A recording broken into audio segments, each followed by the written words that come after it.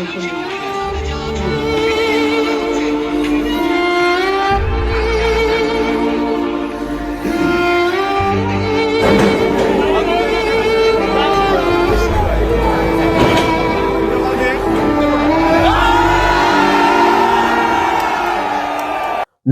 বন্ধুরা, নতুন একটা ভিডিওতে সবাইকে স্বাগত।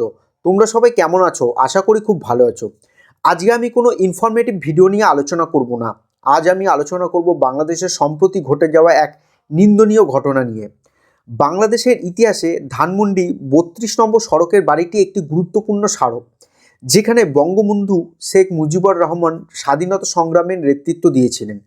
এখানেই জাতির পিতা বঙ্গবন্ধু শেখ মুজিবুর রহমান বাস করতেন। এখানেই তিনি 1975 সালের 15ই আগস্ট নির্মমভাবে শহীদ হন।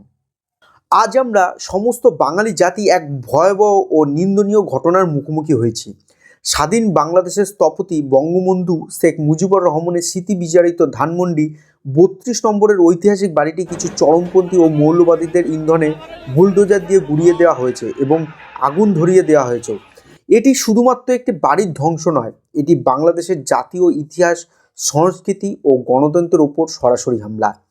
এটা কি শুধুই দুর্ঘটনা, নাকি বাংলাদেশের ইতিহাস মুছে ফেলার কোনো গভীর পরিকল্পনা? আজকের ভিডিওতে আমরা খুঁজে বের করব আসল সত্য। এই ধরনের ইন্টারেস্টিং ভিডিও পেতে অবশ্যই আমার চ্যানেলটি সাবস্ক্রাইব করতে ভুলবেন না। ধানমন্ডি ৩২ নম্বর বাড়িটি শুধুমাত্র একটি ঠিকানা নয়, এটি বাংলাদেশের স্বাধীনতার ইতিহাসের এক গুরুত্বপূর্ণ অংশ। এটি জাতির পিতা বঙ্গবন্ধু শেখ মুজিবুর রহমানের ব্যক্তিগত বাসভবন ছিল এবং এখান থেকেই তিনি স্বাধীনতার আন্দোলন ও বাংলাদেশের মুক্তি সংগ্রাম পরিচালনা করেছিলেন। 1961 সাল থেকে বঙ্গবন্ধু শেখ মুজিবুর রহমান এই বাড়িতেই বসবাস শুরু করেন।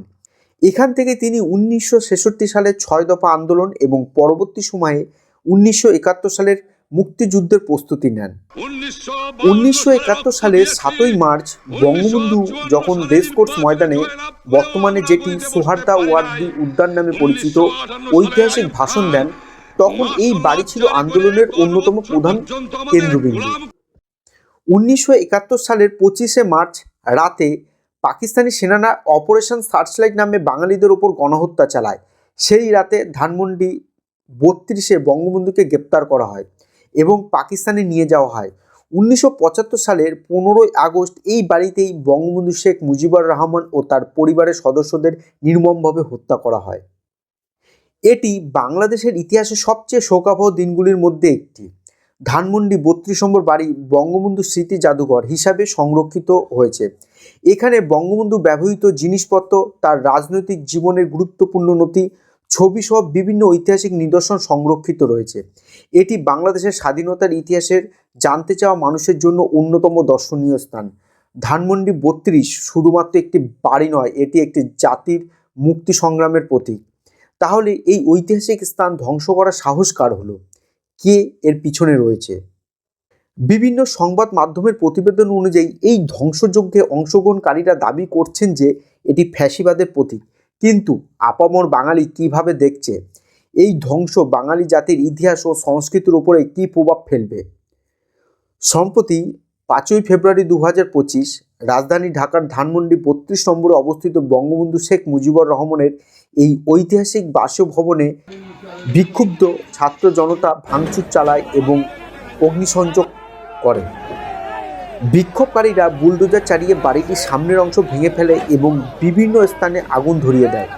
এই ঘটনার মূল কারণ হিসাবে জানা যায়, ভারতে অবস্থানরত সাবেক প্রধানমন্ত্রী শেখ হাসিনার একটি বক্তব্য প্রচারের ঘোষণাকে কেন্দ্র করে জনমনে ক্ষোভের সৃষ্টি হয়। বিক্ষুব্ধ ছাত্র জনতা মনে করেন শেখ হাসিনার উস্কানিমূলক বক্তব্য দেশের স্থিতিশীলতা নষ্ট করছে।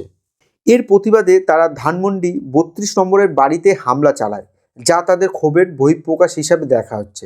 এছাড়া সারা দেশে আওয়ামী লীগ নেতাদের বাড়ি ও অফিসেও হামলা, ভাঙচুর ও অগ্নিসংযোগের ঘটনা ঘটেছে।